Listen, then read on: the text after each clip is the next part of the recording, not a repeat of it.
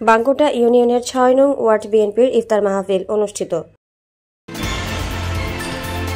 আপনারা দেখছেন সিএসটিভি, আমরা জনতার কথা বলি।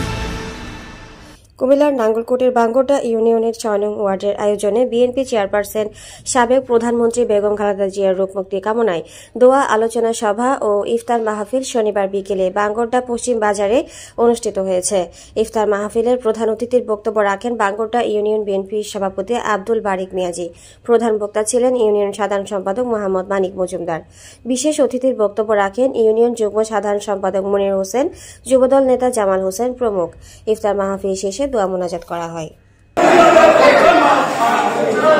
আসলে আমরা এই ইফতার পার্টি আমাদের দেশে এবং খালেদা জিয়ার রূপমুক্তি উপলক্ষে আমরা অনুষ্ঠান করেছি।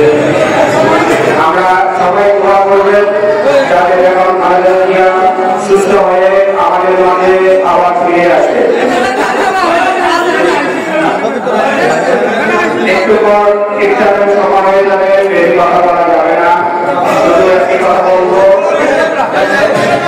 5 আগস্টের পরে অনেকে মনে করছে যে বিএনপি ক্ষমতায় চলে এসেছে, তাই বিএনপিকে বদনাম করার জন্য অনেকে উঠে পড়ে রেখেছে।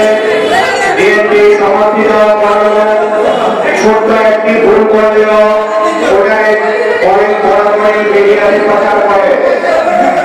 তাই আমি বলবো, যারা বিএনপিকে সমর্থন করেন, বিএনপিকে ভালোবাসেন, তারা অন্তত নির্বাচন পর্যন্ত কোন ভুল করবেন না বা কোন চাঁদাবাজি কোন করবেন না, বা আপনার আশেপাশে কেউ করতে চাইলে ওদেরকে বাধা দিবেন যাতে বিএনপির বদনাম না হয়।